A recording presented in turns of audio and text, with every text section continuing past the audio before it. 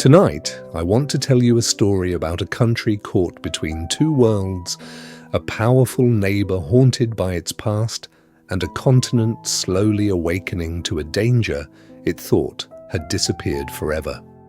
It is a story of ambition and fear, of democracy and corruption, of truth and propaganda. Most of all, it is the story of how the end of one empire did not bring the peace many expected. Before we begin, if you enjoy thoughtful bedtime stories about history, politics, and the forces that shape our world, consider liking the video, sharing it with someone who enjoys learning before sleep, and leaving a comment with the next book you'd like to hear summarized. Now, dim the lights, settle in comfortably, and let's travel back to the year 1991.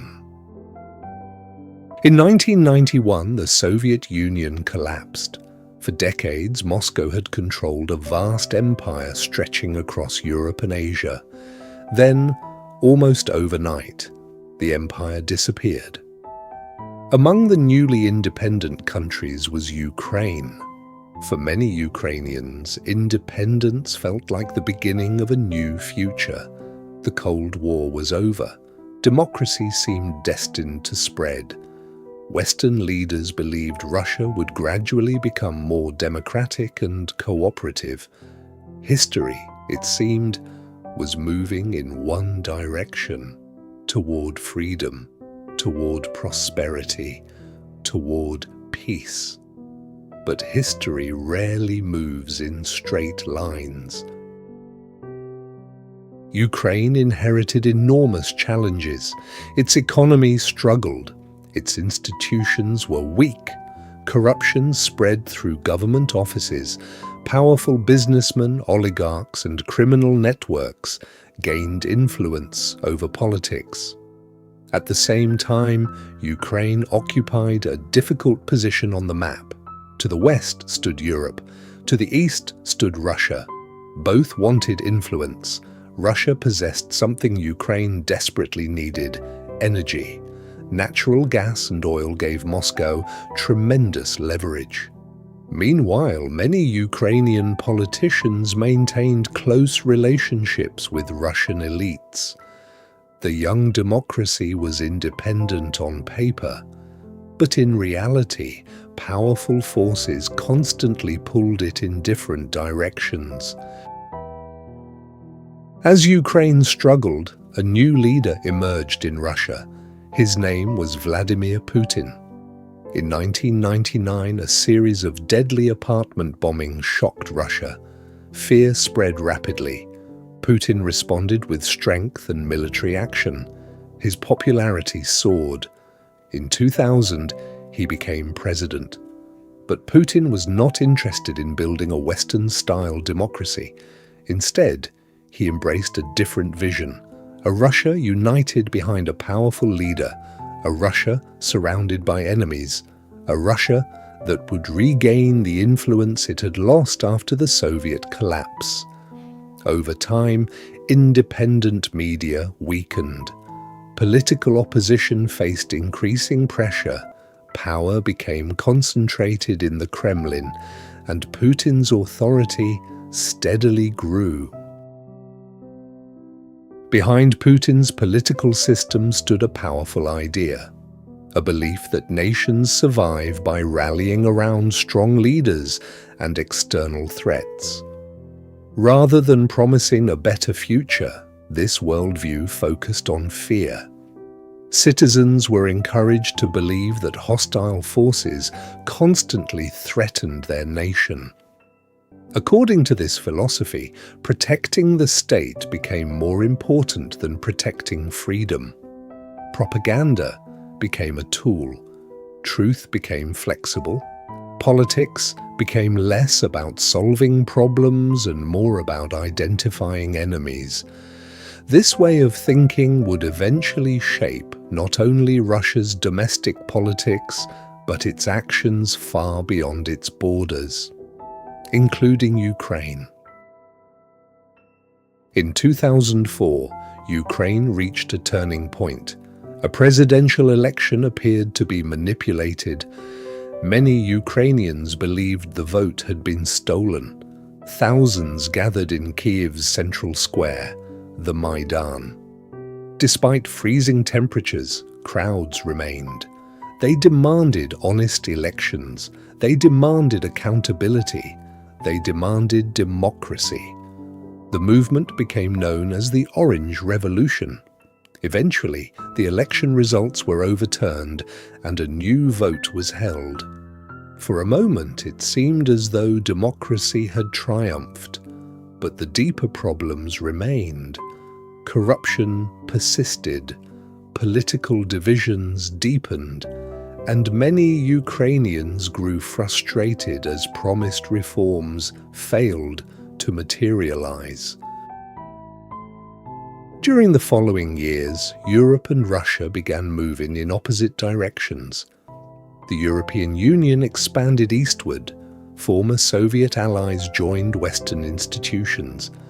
Many nations viewed membership in the European Union as a path toward prosperity and stability. Russia viewed these developments differently. From Moscow's perspective, its influence was shrinking. Its former sphere of power was disappearing. What Europe saw as voluntary integration, Russia increasingly viewed as strategic encroachment. The gap between these two visions widened every year. Ukraine sat directly between them. In 2010, Viktor Yanukovych became president of Ukraine. Many hoped stability would follow. Instead, corruption intensified. Government institutions became tools for political allies. Public trust collapsed. At the same time, negotiations with the European Union offered Ukraine a possible path toward reform. The proposed agreement promised closer ties with Europe. Many Ukrainians saw it as a chance to modernize their country, but signing it would distance Ukraine from Russia's orbit, and Moscow was determined to prevent that outcome. In late 2013, everything changed. After years of negotiations, Yanukovych suddenly refused to sign the agreement with the European Union. The decision shocked millions. People returned to the Maidan. At first, the demonstrations were peaceful, but when security forces attacked protesters, public anger exploded. The movement transformed. This was no longer simply about Europe. It became a struggle for dignity, accountability, and political freedom. Crowds grew larger. The government responded with force. The nation entered a dangerous confrontation. During the winter of 2014, violence escalated. Protesters and security forces clashed repeatedly. Lives were lost. The political crisis deepened. As deaths mounted, support for Yanukovych evaporated. Finally, his government collapsed. The president fled Ukraine. Many celebrated. After years of frustration, it appeared a new chapter was beginning. Yet unknown to most Ukrainians, another crisis was already unfolding.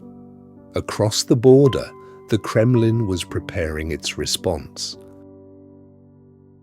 Only days after Yanukovych fled, armed men appeared in Crimea. Their uniforms carried no insignia, but their purpose was clear. Strategic locations were seized. Ukrainian forces were overwhelmed. A referendum was organized under Russian control. Soon afterward, Crimea was incorporated into Russia. For Europe, it was a shocking moment. Borders in Europe had been changed by force. The assumptions that had guided post-Cold War politics suddenly seemed fragile. The world entered unfamiliar territory. Crimea was only the beginning. Attention soon shifted to eastern Ukraine. The Donbas region contained many Russian-speaking communities and important industrial resources. Russian media portrayed local populations as victims in need of protection. Separatist movements emerged. Weapons arrived, fighters crossed borders. What began as unrest evolved into war. Unlike Crimea, Ukraine resisted. Battles erupted, cities suffered, families were divided, and Europe found itself witnessing the largest military conflict on its soil in generations. Then came one of the conflict's darkest moments. In July 2014, Malaysia Airlines flight MH17 was shot down over eastern Ukraine. All 298 people aboard were killed. The tragedy shocked the world. Yet even amid overwhelming grief, another battle emerged, the battle over truth. Competing narratives spread instantly. Propaganda machines worked relentlessly. Facts became contested. Conspiracy theories multiplied. The conflict was no longer confined to the battlefield. It had entered television screens, social media feeds, and public consciousness itself. The struggle did not stop at Ukraine's borders. Cyber operations, online influence campaigns, and political disinformation spread across Europe and beyond. Brexit, polarized elections, growing distrust of institutions, rising extremist movements. Many observers began to see these events as part of a broader contest, a contest over how societies understand reality, a contest between democratic institutions and narratives built on fear, division, and permanent crisis. The Ukrainian conflict had become a chapter in a much larger story, one involving the future of Europe itself. And so we arrive at the heart of tonight's story. The crisis in Ukraine was never only about territory, it was never only about borders. It was about competing visions of the future. One vision believed that societies could gradually improve through cooperation, institutions, and democratic reform. The other believed that nations survive only through strength, fear, and the constant struggle against enemies. For decades after the Cold War, many assumed history had settled the argument. Ukraine reminded the world that it had not. The story remains unfinished. The choices made by leaders, citizens, and nations today will continue shaping Europe for generations to come. But that is a story for another night. For now, the cities grow quiet, the crowds leave the squares, the headlines fade into the distance, and somewhere beyond the darkness, history continues its slow and unpredictable journey. Thank you for spending part of your evening here. Sleep well, rest peacefully, and good night.